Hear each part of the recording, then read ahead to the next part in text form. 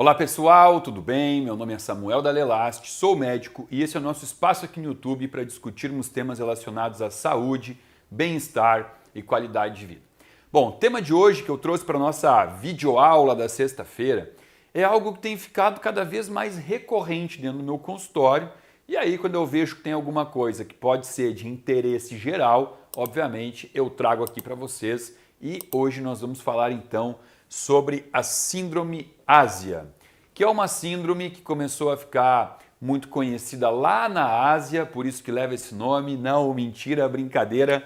E esse nome aqui, ele leva a essa confusão, né? Pensar em geografia, síndrome Ásia significa, o A significa autoimune ou autoinflamação, autoinflamatório, também pode ser assim. O S, síndrome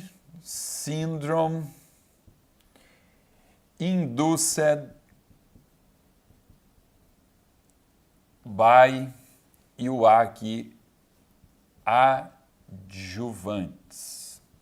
Ou seja, uma síndrome autoimune causada por adjuvantes. O que vem a ser esse tal de adjuvantes? É isso que nós vamos entender nesse vídeo de hoje. Porque assim, é fato que nunca tivemos tanto diagnóstico de doença autoimune no mundo. E o que é uma doença autoimune, Samuel? Olha, isso já está bem esclarecido num videozinho que eu fiz para vocês aqui lá no início do meu canal do YouTube, falando sobre doença autoimune e a relação com o intestino. Mas, para dar uma recordadinha aqui, doença autoimune é uma doença que vai ocorrer quando o próprio corpo começa a produzir anticorpos. O que é um anticorpo, Samuel? É uma célula de defesa. Mas quando o corpo produz um anticorpo, ou seja, uma célula de defesa que enlouquece, que surta e que entra que começa a atacar as próprias células saudáveis do corpo, isso a gente chama de doença autoimune. Ou seja, quando o corpo produz células de defesa que atacam as próprias células saudáveis. Que loucura, mas acontece muito. Exemplo, hipotireoidismo de Hashimoto é quando o corpo começa a produzir anticorpo antitireoglobulina, anticorpo antitireoperoxidase e esses anticorpos então vão atacar a tireoide. Eu tenho artrite reumatoide, que é quando o corpo então produz anticorpos que atacam as articulações, pode produzir anticorpo que ataca a pele, psoríase, vitiligo. Eu tenho a espondilite anquilosante, que é uma doença da coluna, começa a soldar torna a coluna vertebral, ela começa a ficar imóvel, ela fica soldada uma vértebra na outra, né? Isso limita, isso causa dor. Eu tenho também a lúpus eritematoso sistêmico, esclerose lateral amiotrófica. Eu tenho diversas doenças autoimunes e a causa de todas elas, a causa não, mas o que define a doença é sempre isso, né? É o próprio corpo atacando o próprio corpo. Que coisa louca isso é. Porém, o que eu acredito? Dentro do meu modelo de enxergar a medicina, acredito que isso jamais vai acontecer ao acaso, porque a pessoa tem azar, porque é o destino dela, porque Deus está punindo ela. Não acredito nisso. Sempre tem uma causa para uma doença autoimune. E essas causas, elas vão estar associadas a um estresse excessivo. Muito paciente desenvolve uma doença autoimune e ele fala assim: aconteceu 2 a 3 meses depois do meu divórcio, da falência da minha empresa, de um assalto, um sequestro que eu passei. Então tem uma relação muito grande com um estresse agudo ou também um estresse crônico que se perpetua por muito tempo e também está associado a uma alimentação que possa causar uma injúria na membrana do intestino, nas células do intestino, nos enterócitos, e é isso que eu falo naquele vídeo lá onde eu trago o intestino como uma grande causa de doença autoimune. Quais são os principais alimentos que levam à doença autoimune? A gente sabe que são os alimentos com alto peso molecular, proteínas de alto peso molecular, o trigo, o milho, a soja, né, modificados geneticamente, a caseína, que é a proteína do leite, do queijo, do iogurte, o queijo então pior ainda, porque o queijo tem 10 vezes mais caseína do que o próprio leite, o amendoim está associado a isso, alimentos processados no modo geral, né? Alimentos açucarados, alimentos industrializados, tudo isso pode estar associado ao surgimento de uma doença autoimune. Porém, a sindromiásia, aí agora eu vou fazer uma reflexão com vocês, tá? Isso aqui foi descrito quando se observou o surgimento de uma doença autoimune por outros fatores que seriam externos. Então, o diagnóstico de sindromiásia, ele diria assim, olha, quando existe um fator externo, e o que seriam os fatores externos mais comuns aqui? Eu vou colocar para vocês, ó, vacinas e próteses. Aqui entra, vou botar aqui, ó, prótese mamária, porque a prótese mamária, prótese de mama, é o tipo de prótese que mais foi estudada para fazer essa correlação da sindromiase. Então, há um bom tempo se observa, principalmente vacina da gripe, que alguns pacientes vacinados, depois da vacina, começam a desenvolver doença autoimune. Agora, estamos passando por uma era onde a vacinação está sendo algo maciço, né? A população inteira está sendo vacinada. E eu, então, estou tendo acesso a esses exames dos pacientes que foram vacinados e estou vendo isso dentro do meu consultório, como está alterando exames. E eu estou percebendo, sim, que tem uma relação de pacientes que têm uma doença autoimune, estavam estabilizados dessa doença e depois que se vacinaram a doença voltou a se descontrolar. Também tive alguns pacientes que nunca tiveram anticorpos autoimunes aumentados, depois da vacinação passaram a apresentar. Samuel, então você está dizendo que a gente não tem que se vacinar? Não, não é essa a mensagem do vídeo. Por quê? Porque nós não temos nem uma informação específica para dizer quantos % da população que estão sofrendo com isso, né? A gente até tem um número, eu dei uma pesquisada para me atualizar e nós encontramos na literatura hoje 0,8% da população que pode ter uma sindromiásia, né? Um diagnóstico de uma doença autoimune depois de ter contato com algum fator externo. Só que também esse valor, para mim, ele não fecha. Por quê? Porque isso aqui são os pacientes que foram diagnosticados. Mas isso é tão pouco importante, vamos dizer assim, a medicina se despreocupa tanto com isso, não é que não é importante, né? É pouco valorizado, essa é a palavra, é pouco valorizado dentro da medicina esse tipo de pesquisa do paciente, analisar exames. Quem é que vai no médico e o médico solicita exames de anticorpo autoimune, sendo que o paciente talvez não tenha uma queixa sobre isso? Então, por não ser muito valorizado e muito pesquisado, talvez seja pouco diagnosticado. Então, talvez por isso que esse número seja tão baixo. Se a gente fosse pegar uma população e fazer um estudo, pegar 1000 pessoas e avaliar exames, depois de colocar uma prótese de mama, depois de vacinas, a gente talvez teria um diagnóstico maior. Porém, aqui eu não vou tocar nesse assunto vacina, eu vou falar sobre prótese mamária. E aí, obviamente, a gente vai ter que ter um bom senso aqui, tá? Eu não vou deixar como recado desse vídeo que colocar prótese de mama é algo proibido porque vai dar uma doença autoimune. Não, não é esse o recado que eu vou querer deixar. Até porque, quando eu falo em prótese mamária, eu tenho que avaliar quem é minha paciente. Poxa, eu tenho uma paciente que talvez precise colocar uma prótese de mama porque ela teve um câncer de mama, e aí ela teve que fazer uma cirurgia de retirada da mama, né? Uma mamoplastia vamos dizer assim, ou curativa, ou talvez alguns casos que a gente até já ouviu falar aí, a própria Angelina Jolie, que não teve um câncer de mama, mas ela descobriu que ela tem a mutação do gene BRCA1 e do gene BRCA2, e por isso ela tirou profilaticamente a mama dela. Então essas mulheres, elas precisam fazer uma reconstrução mamária para autoestima, para se sentirem mulheres femininas, né? Então ali tem toda uma indicação de prótese de mama, ou mulheres que não tem nem câncer de mama na família, não tiveram o câncer de mama, mas tem um complexo, porque tem peitos pequenos, às vezes o peito, né, a mama não está proporcional ao resto do corpo, uma mulher com uma estrutura muito grande, estrutura óssea, um corpo muito, né, um bumbum muito grande, e a mama dela não tá coerente, condizendo com a estrutura corporal dela, e ela pode ter um bloqueio, né? Existem mulheres que têm até vergonha por isso, né, que caminham com o corpo curvado para tentar esconder a falta de glândula mamária, de peito, de mama.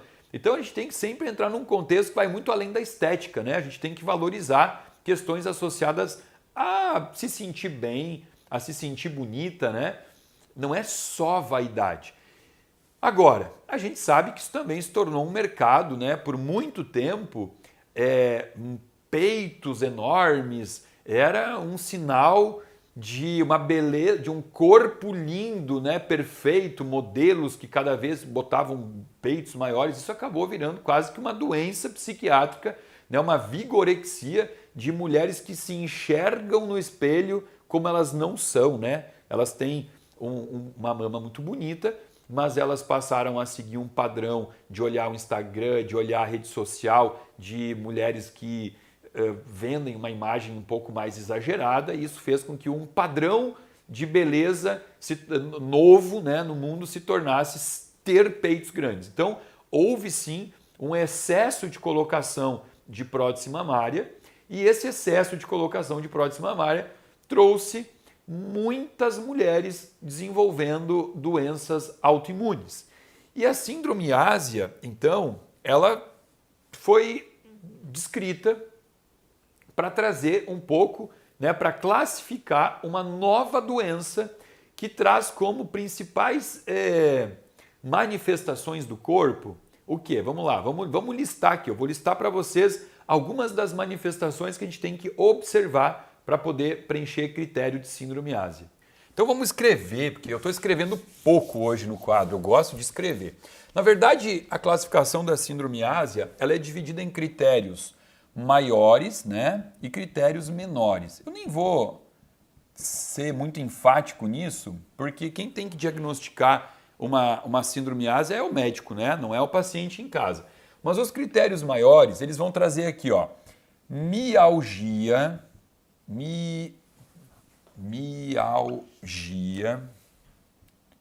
que seria o quê? Dor muscular, paciente que tem dores musculares, fraqueza, aquela coisa assim, meu Deus, eu tenho uma falta de energia vital muito grande, artralgia, esse, na minha opinião, é o mais comum da síndrome ásia. Artralgia é dor articular, principalmente em articulação dos dedos das mãos, tá? Aqui eu tenho alteração do sono, então diminuição da qualidade do sono. Eu posso ter alterações neurológicas por desmielinização. Olha que nome feio. O que é isso? Os nervos do corpo, eles são envoltos por uma bainha, chama bainha de mielina, que é uma bainha que faz com que o nervo tenha qualidade, tanto motora quanto sensitiva, né? Para você sentir as coisas e mover os músculos. Quando eu tenho uma perda da bainha de mielina, uma desmielinização, eu posso ter uma perda sensitiva, acontece muito no diabético também, né? Que ele não sente dor na ponta dos dedos, e eu posso ter uma perda motora. Então, aqui seria uma desmielinização num paciente não diabético. E memória, tá? Também alteração aqui, diminuição da memória. Então, olha como fica difícil de pensar em uma síndrome ásia. Por quê? Vamos lá. Fraqueza é uma das queixas mais comuns do meu consultório hoje, porque as pessoas chegam aqui obesas, não têm uma alimentação saudável, então elas reclamam de falta de energia. Sono é uma queixa muito frequente também dos pacientes. Por quê? Porque eles não sabem jantar direito, têm uma alimentação muito pesada à noite, com carga glicêmica aumentada, dorme num quarto com luz, com LED, celular perto da cabeça, perda de memória também é muito comum, por quê? Porque 80% da população tem algum prejuízo na função da tireoide, tem déficits de vitamina, principalmente B12. Então, aqui existem coisas que nos confundem, porque muitos pacientes têm essas queixas. Eu não vou sair pensando em síndrome ásia para todo paciente que chega no meu consultório e fala que tem dificuldade para dormir, que está com a memória ruim, que tem dor no corpo em algum segmento do corpo e que sente que tem menos energia vital. Os critérios menores, o principal aqui dos critérios menores seriam alterações do trato intestinal, principalmente um chamado conhecido como síndrome do cólon irritável ou síndrome do intestino irritável, que seria SII, né? Então, o que o paciente tem que ter? Ele tem que ter 2 desses sintomas aqui, dessas queixas aqui, né? Para poder caracterizar, para fazer com que o médico tenha que pensar nisso e sair investigando. Ou ele tem que ter um critério maior e 2 critérios menores. Mas não importa, como eu disse, aqui os critérios não importam. O que importa é a gente entender isso. Entender que hoje, com tanto diagnóstico de pacientes com síndrome ásia por ter colocado prótese de mama, não fica contraindicado colocar a prótese de mama. Mas o alerta que fica é: toda mulher que quer colocar uma prótese, e vamos além da prótese de mama, vamos falar de prótese de glúteo, que também existe, e hoje tem prótese para tudo, prótese para panturrilha, prótese para deltoide, né? Prótese para melhorar a definição de qualquer parte do corpo. Então vamos falar assim, quer colocar uma prótese de silicone, eu sugiro que você, antes de se submeter a essa cirurgia, você faça uma investigação avaliando e mensurando no exame de sangue alguns dos principais anticorpos autoimunes que a gente sabe que podem estar ali quietinhos e a paciente pode não sentir nada. O que eu botaria aqui como exame fundamental antes de uma cirurgia de uma colocação de silicone? Eu faria um exame de fator antinuclear, chamado de FAN, fator reumatoide, anticorpo antitireoglobulina, anticorpo antitireoperoxidase. Ó, aqui está a listinha dos 4 exames principais que eu peço para uma paciente minha quando ela fala assim: eu estou pensando em colocar uma prótese de silicone.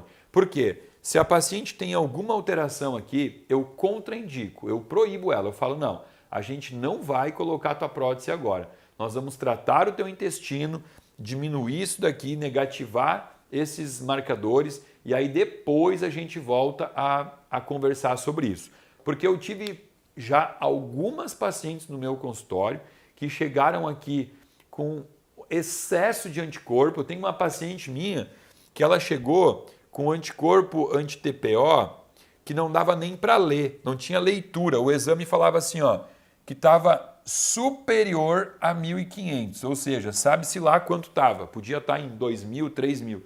E ela tinha prótese de mama, e a prótese de mama dela estava com problema. Eu tocava na mama dela e eu via que tinha ali um encapsulamento. Então eu pedi para ela, eu solicitei que fosse tirada a prótese de mama. Hoje ela está sem prótese de mama e o anticorpo anti-TPO dela, ele não ficou zerado não, mas eu não me lembro, mas deve estar em torno assim de 50, 60, ou seja, reduziu expressivamente, tirando o corpo estranho. Porque o que acontece? Nesse caso, o corpo dela estava enxergando essa prótese como um corpo estranho e estava atacando a prótese. E é por isso que os anticorpos aumentam, né?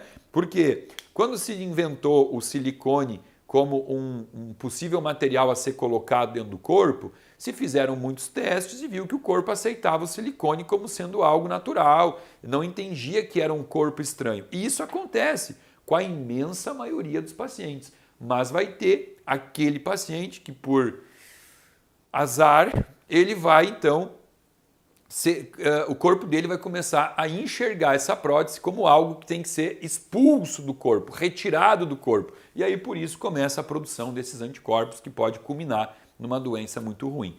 Bom, então isso aqui é um alerta, é um vídeo um pouco explicativo e também para alertar pacientes que estão aí pensando em se submeter a uma cirurgia com uma colocação de uma prótese, que antes faça aí uma investigação com o seu médico um pouco maior para evitar futuras surpresas, né? Talvez desagradáveis, a ponto de fazer uma cirurgia, colocar uma prótese e depois ter que retirar ela novamente. Tá bem? Eu espero que você tenha gostado. Se gostou, compartilhe esse vídeo com os amigos, se inscreve aí no meu canal caso ainda não esteja inscrito, aciona o sininho para receber. Agora o aviso aumentou, hein? Agora não é mais só segunda e sexta. Segundas, quartas e sextas eu vou estar aqui com vocês, sempre com um vídeo novo falando sobre temas relacionados à saúde. Abaixo desse vídeo você tem um link que você pode se inscrever para fazer parte de um grupo VIP de pessoas que recebe conteúdo gratuito e exclusivo aqui do meu canal toda semana. Meu muito obrigado.